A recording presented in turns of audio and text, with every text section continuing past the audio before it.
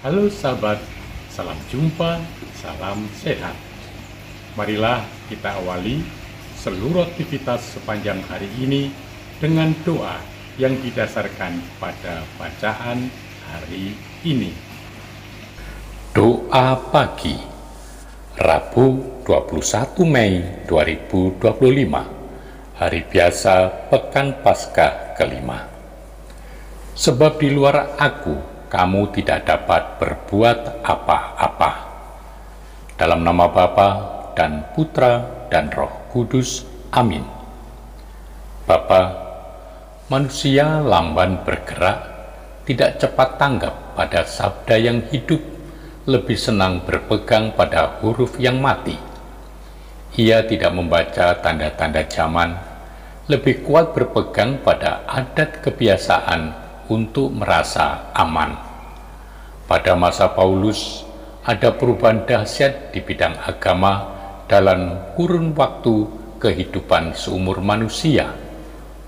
Memang sejak itu, tidak lagi ada perubahan begitu dahsyat dari perjanjian lama beralih pada perjanjian baru. Tetapi kebudayaan manusia tetap berubah, dulu lambat, tetapi di zaman kami, dalam abad sekarang ini semakin cepat. Maka orang beragama dengan kebudayaan dunia yang semakin bersatu dalam gerak secepatnya itu harus juga cepat mengenali dan membaca tanda-tanda zamannya. Ketinggalan zaman hanya mau bertahan dalam warisan nenek moyang amat berbahaya karena kehidupan agama jadi semakin tidak membudaya. Sikap terbuka akan lebih membantu pembaruan diri kami. Bapa, Yesus berkata, "Tinggallah di dalam aku dan aku di dalam kamu." Ini gambaran persatuan paling erat, kehidupan manunggal yang tinggal di dalam pokok dan ranting, tubuh dan anggota. Yang dihasilkan oleh ranting, dihasilkan oleh pokok, yang dikerjakan oleh anggota, dikerjakan oleh tubuh.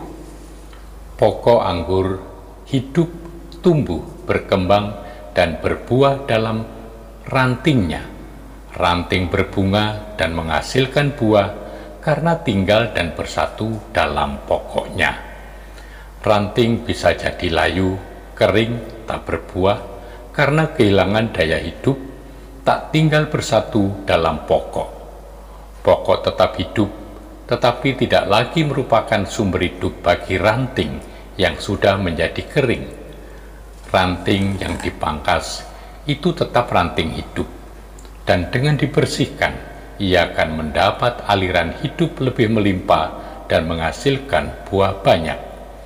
Jangan menjadi ranting kering, tetapi biarkanlah sebagai ranting dipangkas. Bapa, di luar pokok anggur, ranting tidak berbuah apa-apa. Bapa itu pengusaha yang memotong dan membersihkan.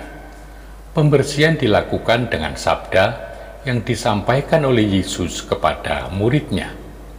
Akibat pembersihan ini, kemanunggalan bisa menjadi lebih erat, aliran hidup lebih deras, dan menghasilkan buah banyak.